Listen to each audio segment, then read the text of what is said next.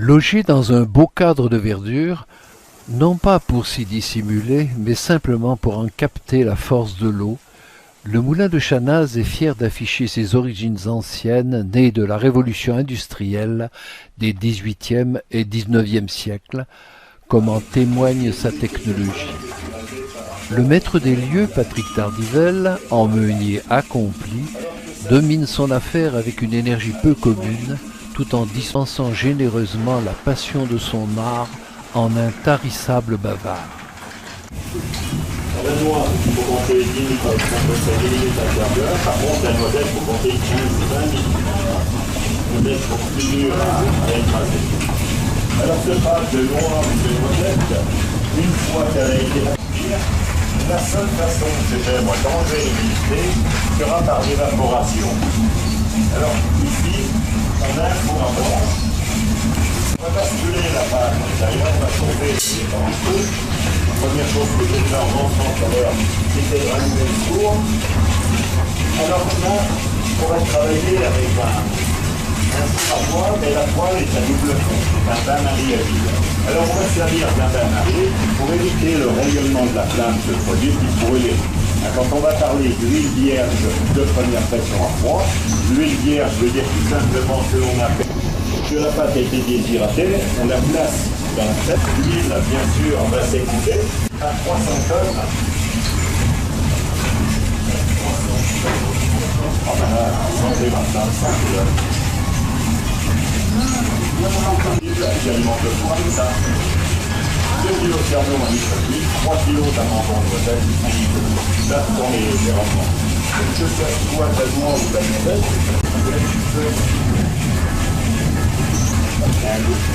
ça a fait garder comme le jus, c'est la confiture en noisette.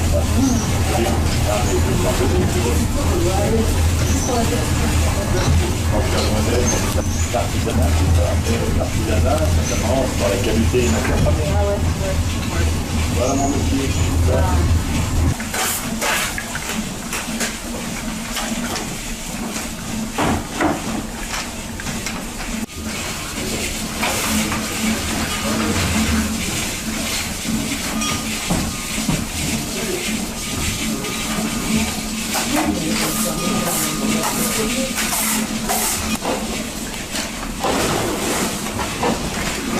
Outre le plaisir de voir pérenniser une technique ancienne, on s'imprègne avec délice de ces incomparables arômes de noix ou de noisettes qui flattent si délicieusement les sens olfactifs comme celui du goût lors de la dégustation.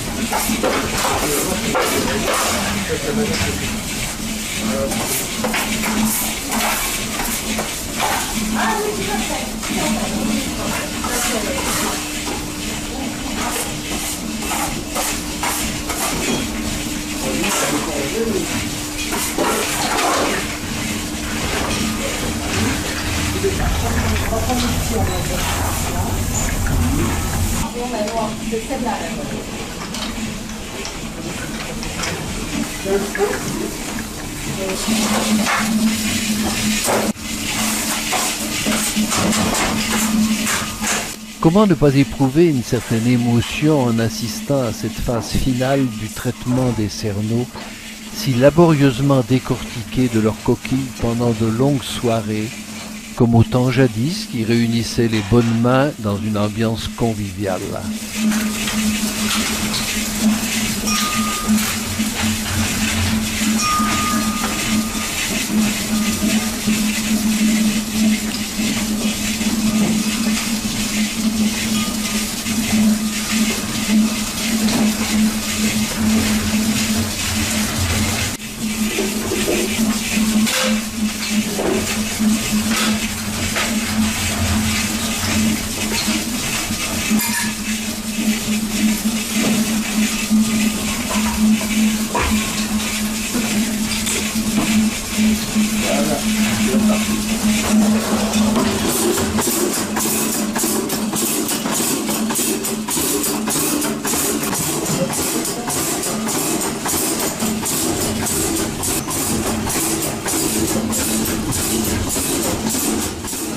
Et que dire devant ce nectar qui jaillit soudain de la presse de 300 tonnes, telle la récompense suprême des efforts accomplis. Moi, c'est un moulin que j'ai racheté il y a un petit 14 ans, 14 ans et demi, maintenant. Et je suis en DVD. Je me dis, c'est un engagement de l'édition, je travaille dans le monde de la restauration. C'est mon quatrième dernier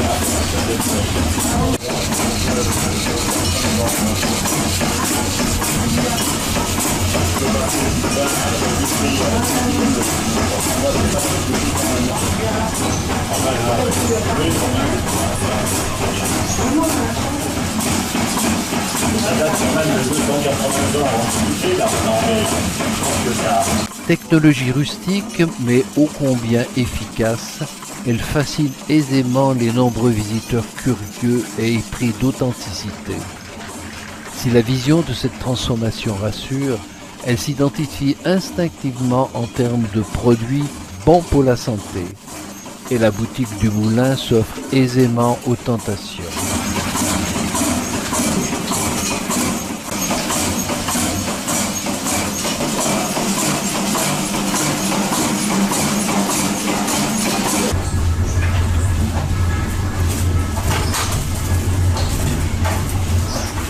Si l'invention de la roue remonte aux environs du 4e millénaire avant Jésus-Christ, celle des norias apparaissent en Grèce vers les 3e, 2e siècles avant Jésus-Christ.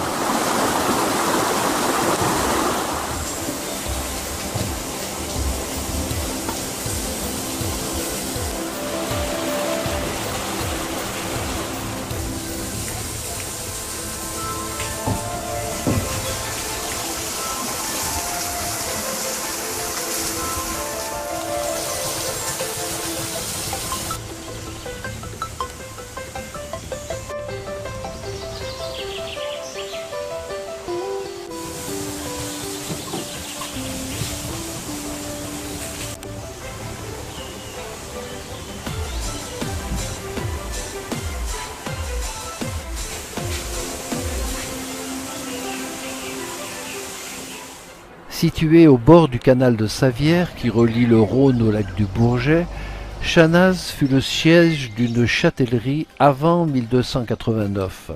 Le châtelain était le gestionnaire du domaine dont les prérogatives s'étendaient aux questions judiciaires, financières et militaires.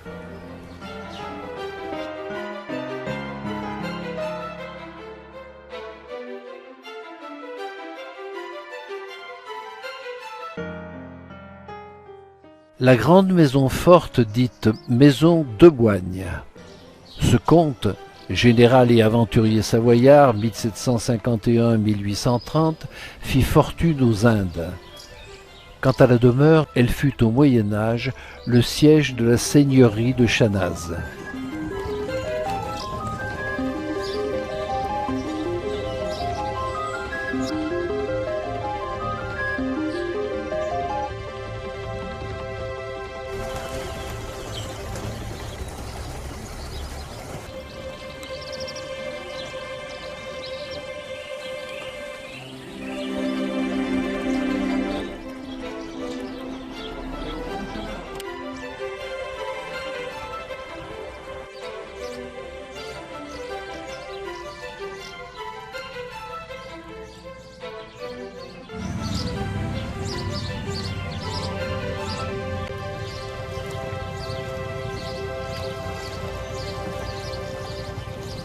En ces jours de confinement, la cité semble désertée par ses habitants, tant il est inhabituel d'en voir les rues vides alors que pléthore de visiteurs se bousculent en ces lieux, naturellement beaux et chargés d'histoire.